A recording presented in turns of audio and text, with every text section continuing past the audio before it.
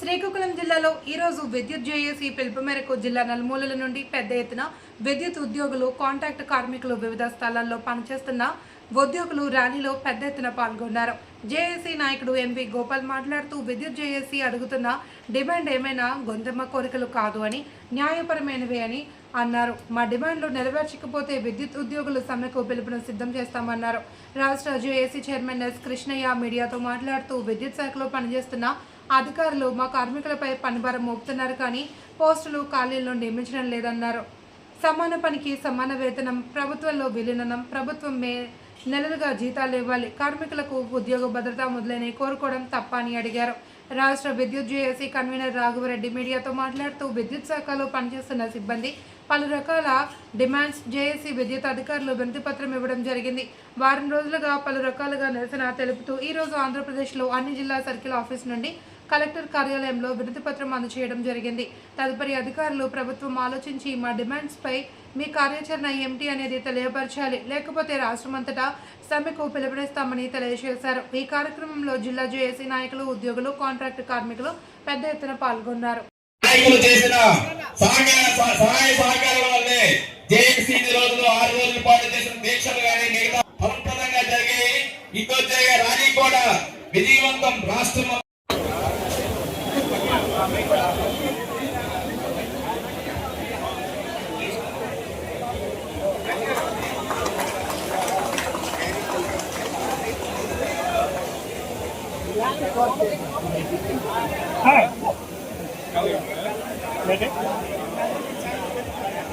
తర్వాత డిప్లొమా చేసి మన జేఏసీ ఏర్పడి సమ్మె నోటీస్ ఇవ్వడం జరిగింది. అందులో భాగంగా మన 15వ తారీఖు నుండి మా నిరసన కార్యక్రమాలు అన్నది రాష్ట్రం మొత్తంగా మొదలుపెట్టాం. చివరగా ఈరోజు 22వ తారీఖు అన్ని జిల్లా కేంద్రాల్లో అధిక సంఖ్యలో మా నిరసన తెలియజేయడానికి ర్యాలీ రూపంలో కలెక్టర్ దగ్గర ఆఫీస్కి వెళ్ళి కలెక్టర్ గారికి వినతి పత్రాలు ఇవ్వడానికి ఈ షెడ్యూల్లో ఉంది. దానికి ఈరోజు ముఖ్య అతిథిగా మా రాష్ట్ర జేఏసీ చైర్మన్ కృష్ణయ్య గారు మరియు కన్వీనర్ అయినటువంటి రాఘవరెడ్డి గారు, మరి డిప్లొమా అసోసియేషన్ నుండి నాయుడు గారు రావడం జరిగింది, రాష్ట్ర నాయకులు. మరి ఈరోజు ఈ సమ్మె నోటీస్ ఎందుకు ఇచ్చాము అన్న దానికి మీకు చెప్పిన బాధ్యత మాకుంది మీడియా ముందు. గత ప్రభుత్వంలో కార్మిక సమస్యల్లో నష్టపోయే పరిస్థితి ఉంది. మరి మంచి ప్రభుత్వం, మన ప్రభుత్వాన్ని గెలిపించుకున్నాం, సంవత్సరాల అయింది. ఈ ప్రభుత్వంలో మా కార్మికులకి న్యాయం జరుగుతుందని ఆశతో చూసాం. దఫాలుగా ట్రాన్స్కో యాజమాన్యంతో, సిఎస్ గారితో కూడా జేఏసీ నాయకులు వెళ్ళి చర్చలు జరిపారు. ఎన్ని తరచుగా చర్చలు జరిపినా ఆ చర్చల్లో సానుకూలమైన పరిష్కార మార్గంగా స్పందిస్తున్నారు. బయటకు వచ్చేటప్పటికి మరి ఆర్డర్స్ రూపంలో ఏం కూడా అమలులో రావట్లేదు. మరి ఎంత ఒత్తిడి తీసుకొచ్చినా అందులో ఉన్న లోపం ఏంటో మాకు అర్థం అవ్వట్లేదు. మరి ఇన్నిసార్లు వెళ్ళినా సరే పాజిటివ్ రిప్లై అక్కడ వచ్చినా సరే కింద కాగితాలు రాకపోవడంతో మా కింద ఉన్న కార్మికుల్లో అసంతృప్తి పెరిగింది. మరి వాళ్ళ తాలూకా పరిస్థితి కూడా రోజు రోజుకి ఇబ్బందిగా ఉంది. కాబట్టి ఇది లేని పరిస్థితుల్లో ట్రాన్స్కో యాజమాన్యం నిర్లక్ష్యం వల్లనే ఈరోజు సమ్మె నోటీస్ ఇవ్వడానికి ముఖ్య కారణం మీడియా ద్వారా అటు ప్రభుత్వానికి, ప్రజలకు తెలియజేస్తున్నాం. ముఖ్యంగా ఈ విద్యుత్ రంగం చాలా ప్రమాదకరమైంది. మరి అటువంటి విద్యుత్ రంగంలో ఒక విద్యుత్ ఉద్యోగికి అనారోగ్యం అయితే వైద్యం కూడా అందించుకోలేని దుర్భర పరిస్థితుల్లో మేము ఉన్నాం. ఈరోజు క్రెడిట్ కార్డు ఫెసిలిటీ అన్నది కొన్ని హాస్పిటల్స్కి ఇచ్చారు. మరి అనారోగ్యం అయితే దగ్గరలో ఉన్న హాస్పిటల్కి వెళ్ళడానికి కూడా అవకాశం లేదు. ఒకవేళ హాస్పిటల్లో సడన్గా మేము వైద్యం చేయించుకుంటే బిల్లులు పెడితే 30%, 40% మాకు పేమెంట్ ఇస్తున్నారు. మిగతా 60% కూడా అప్పులు వాడి డబ్బులు కట్టి మరి హాస్పిటల్ నుండి బయటకు వస్తున్నాం మా కార్మికులు. ఇది చాలా ఇబ్బందికరమైన వాతావరణం, బాధాకరం. మరి అలాగే 1/2/99 నుండి 31/8/2004 వరకు కూడా విద్యుత్ ఉద్యోగులకు పెన్షన్ సౌకర్యం లేదు. ఈపీఎఫ్ ఉంది. మరి స్టేట్ గవర్నమెంట్లో 2004 నుండి కూడా పెన్షన్ సౌకర్యం పంపిస్తాము. ఇది విధానపరమైన నిర్ణయం, ప్రభుత్వానికి పంపిస్తామని యాజమాన్యాలు మమ్మల్ని ఒప్పించి తిరిగి ఒక వారం రోజులు అయిన తర్వాత ఒత్తిడి తీసుకొస్తే నెగిటివ్ చేసి మీకు రాదు అని చెప్పి బయటికి పంపించడం విడ్డూరం. తిరిగి మళ్ళీ రిస్టోర్ చేసి ఆ లిస్టుని అలాగా గవర్నమెంట్కి పంపించాలన్నది మా తాలూకా భావన. మరి ఎనర్జీ అసిస్టెంట్లకు వచ్చేటప్పటికి దాదాపుగా 7 సంవత్సరాలు అయిందండి. 7,300 మందిని రిక్రూట్ చేశారు. వాళ్ళు 10th+ అయితే అంటే జేఎల్ఎం ఏఎల్ఎం ఏ పని చేస్తున్నారో ఆ పని వీళ్ళు కూడా చేస్తున్నారు. అదే క్వాలిఫికేషన్ ఉంది, మెరిట్ మీదే వచ్చారు. మరి ఈ రోజుకి కూడా వాళ్ళకి జూనియర్ లైన్ మ్యాన్గా పదోన్నతి కల్పించట్లేదు. దపదపాలుగా మేము యాజమాన్యం మీద ఒత్తిడి తీసుకొచ్చాం. మెరిట్ ఉన్న పిల్లలు 7 సంవత్సరాలు అయిపోయింది, ఆ కార్మికులకి మీరు జేఎల్ఎం పోస్టుల్లో రాష్ట్రంలో ఖాళీ ఉన్నాయి కాబట్టి వాటిలో భర్తీ చేయమని అడిగాము. ఇస్తామని కమిటీలు వేసి కాలయాపన చేస్తున్నారు. మరి డిసిజన్ ఇంప్లిమెంట్కి వచ్చేటప్పటికి తండ్రి చనిపోతే వచ్చే ఉద్యోగాల్లో కూడా పూర్వం మాకు ఏదైతే రీఫార్మ్స్ అయ్యాయో ఆ రీఫార్మ్స్లో అయ్యే విధానం ప్రకారం ఎంప్లాయ్మెంట్స్ ఇస్తామని ఆ రోజే ఒప్పుకున్నారు. ఇప్పుడు దానికి విరుద్ధంగా విద్యుత్ రంగంలో లేని పోస్టులు క్రియేట్ చేసి మరి ఇక్కడ కన్సాలిడేట్ పే ఇవ్వడం అనేది చాలా బాధాకరం. మరి వాళ్ళందరికీ కూడా పాత విధానంలోనే టైం స్కేల్ ఇచ్చి రెగ్యులర్ చేయాలని మా భావన. కాంట్రాక్ట్ లేబర్కి వచ్చేటప్పటికి 30 ఏళ్ళ నుండి కూడా ఇక్కడ చేస్తున్నారు. వాళ్ళకి క్రమబద్ధీకరణ చేయమని ఎన్నోసార్లు ఒత్తిడి తీసుకొచ్చాం. మరి మాకు రికగ్నైజ్డ్ ట్రేడ్ యూనియన్తో ట్రాన్స్కో యాజమాన్యాలు వాళ్ళు డైరెక్ట్ పేమెంట్ ఇస్తామని ఒప్పందాలు మా దగ్గర ఉన్నప్పటికీ కూడా దాన్నే అమల్లోకి రాని పరిస్థితి. సుప్రీంకోర్టు తీర్పు ప్రకారం సమాన పనికి సమాన వేతనం ఇస్తామన్నారు, అది కూడా ఈ రోజుకి అమలు చేయలేని పరిస్థితి. కాంట్రాక్ట్ లేబర్కి యాజమాన్యానికి మధ్యన దళారు వ్యవస్థను నడిపి మధ్యలో సూపర్వైజింగ్ ఛార్జెస్ ఇచ్చి దాదాపుగా 200 కోట్లు పోయే పరిస్థితి ఆ కాంట్రాక్ట్కి ఇవ్వడం వల్ల ఈ దళారు వ్యవస్థను పెట్టి వాళ్ళ కమిషన్ల కోసం కాంట్రాక్ట్ కార్మికులకు అన్యాయం చేసే పరిస్థితి ఉంది. మరి 10 ఏళ్ళు అయిపోయిన వాళ్ళకి కూడా ఇంక్రిమెంట్ ఇవ్వాల్సిన బాధ్యత ఉంది, అది కూడా ఇవ్వలేని పరిస్థితి. వాళ్ళకి యాక్సిడెంట్లు అయితే స్పెషల్ డిజబిలిటీ లీవ్ కూడా ఇవ్వట్లేదు. రాబోయే ఏదైతే ఉందో వాటిలో క్రమబద్ధీకరణ దీర్ఘకాలంగా కోరిక వాళ్ళని రెగ్యులర్ చేయాలని కూడా సంఘాలతో మేము దపదపాలుగా చర్చలు జరిపాం. మరి దాన్ని కూడా సానుకూలంగా యాజమాన్యం తీసుకోవాల్సిన పరిస్థితి ఉంది. మించి ఎస్ఓబి నామ్స్ అని మా మీద ప్రవేశపెట్టి ఈరోజు ఫీల్డ్లో మనుషులు లేనప్పటికీ కూడా ఒక వ్యక్తి 4 పనులు చేస్తుంటే ఒక లైన్ మ్యాన్ నువ్వు ఇన్ టైంలో పని చేయలేదని చెప్పి వాళ్ళ జీతాల్లో కోత విధించడం అనేది బాధాకరం. మీరు ఖాళీలు భర్తీ చేసి పనిముట్లు కల్పించి సదుపాయాలు మాకు ఇచ్చి ఇన్ టైంలో పని చేయకపోతే మీరు ఏ కోత విధించినా దానికి పంపిస్తాము, ఇది విధానపరమైన నిర్ణయం, ప్రభుత్వానికి పంపిస్తామని యాజమాన్యాలు మమ్మల్ని ఒప్పించి తిరిగి ఒక వారం రోజులు అయిన తర్వాత ఒత్తిడి తీసుకొస్తే నెగిటివ్ చేసి మీకు రాదు అని చెప్పి బయటికి పంపించడం విడ్డూరం. తిరిగి మళ్ళీ రిస్టోర్ చేసి ఆ లిస్టుని అలాగా గవర్నమెంట్కి పంపించాలన్నది మా తాలూకా భావన. మరి ఎనర్జీ అసిస్టెంట్లకు వచ్చేటప్పటికి దాదాపుగా 7 సంవత్సరాలు అయిందండి. 7,300 మందిని రిక్రూట్ చేశారు. వాళ్ళు 10th+ అయితే అంటే జేఎల్ఎం ఏఎల్ఎం ఏ పని చేస్తున్నారో ఆ పని వీళ్ళు కూడా చేస్తున్నారు. అదే క్వాలిఫికేషన్ ఉంది, మెరిట్ మీదే వచ్చారు. మరి ఈ రోజుకి కూడా వాళ్ళకి జూనియర్ లైన్ మ్యాన్గా పదోన్నతి కల్పించట్లేదు. దపదపాలుగా మేము యాజమాన్యం మీద ఒత్తిడి తీసుకొచ్చాం. మెరిట్ ఉన్న పిల్లలు 7 సంవత్సరాలు అయిపోయింది, ఆ కార్మికులకి మీరు జేఎల్ఎం పోస్టుల్లో రాష్ట్రంలో ఖాళీ ఉన్నాయి కాబట్టి వాటిలో భర్తీ చేయమని అడిగాము. ఇస్తామని కమిటీలు వేసి కాలయాపన చేస్తున్నారు. మరి డిసిజన్ ఇంప్లిమెంట్కి వచ్చేటప్పటికి తండ్రి చనిపోతే వచ్చే ఉద్యోగాల్లో కూడా పూర్వం మాకు ఏదైతే రీఫార్మ్స్ అయ్యాయో ఆ రీఫార్మ్స్లో అయ్యే విధానం ప్రకారం ఎంప్లాయ్మెంట్స్ ఇస్తామని ఆ రోజే ఒప్పుకున్నారు. ఇప్పుడు దానికి విరుద్ధంగా విద్యుత్ రంగంలో లేని పోస్టులు క్రియేట్ చేసి మరి ఇక్కడ కన్సాలిడేట్ పే ఇవ్వడం అనేది చాలా బాధాకరం.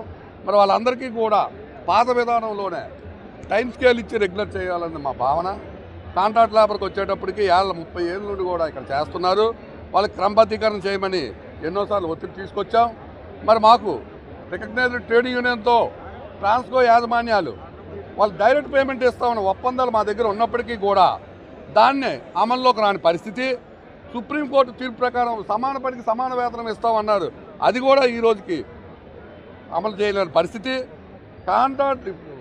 కాంట్రాక్ట్ లేబర్కి యాజమాన్యానికి మధ్యన దళారు వ్యవస్థను నడిపి మధ్యలో సూపర్వైజింగ్ ఛార్జెస్ ఇచ్చి దాదాపుగా 200 కోట్లు పోయే పరిస్థితి ఆ కాంట్రాక్ట్కి ఇవ్వడం వల్ల ఈ దళారు వ్యవస్థను పెట్టి వాళ్ళ కమిషన్ల కోసం కాంట్రాక్ట్ కార్మికులకు అన్యాయం చేసే పరిస్థితి ఉంది.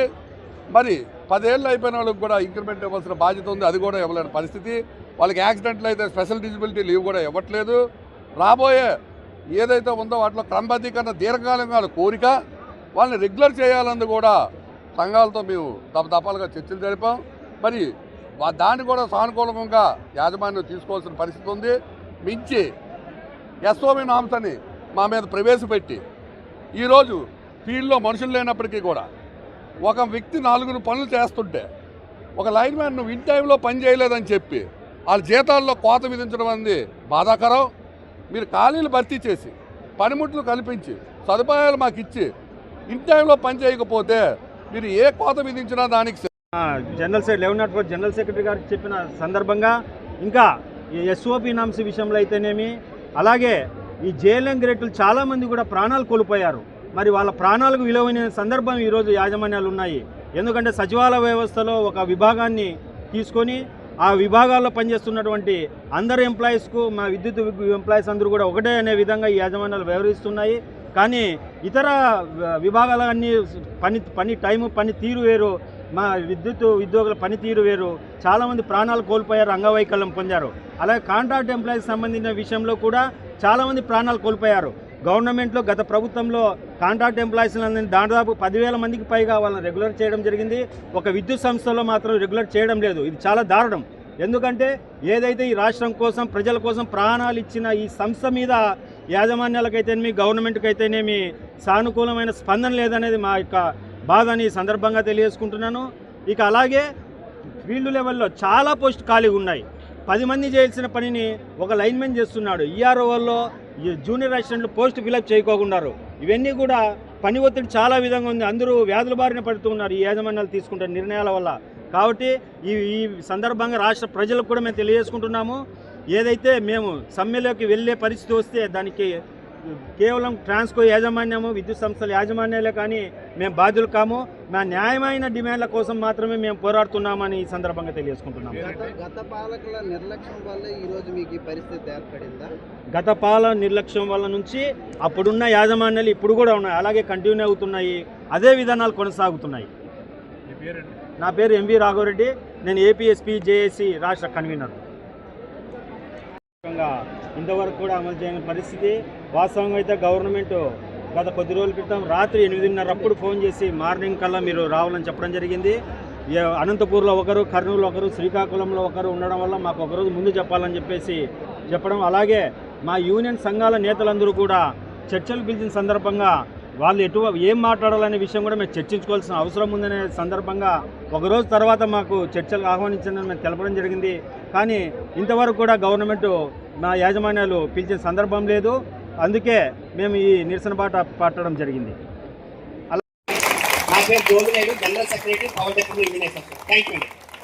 జోగినాయుడు గారు చాలా స్ఫూర్తిదాయకమైన ప్రసంగాన్ని ఇచ్చారు. ఇది ప్రతి ఉద్యోగికి పూర్తి స్ఫూర్తినిస్తుంది.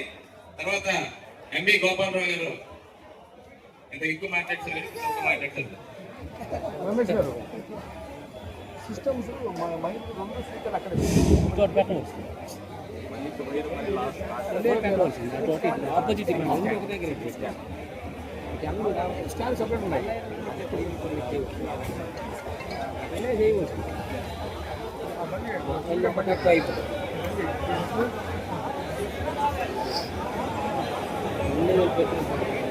విద్యుత్ ఉద్యోగుల దీర్ఘకాలిక సమస్యల మీద కార్మిక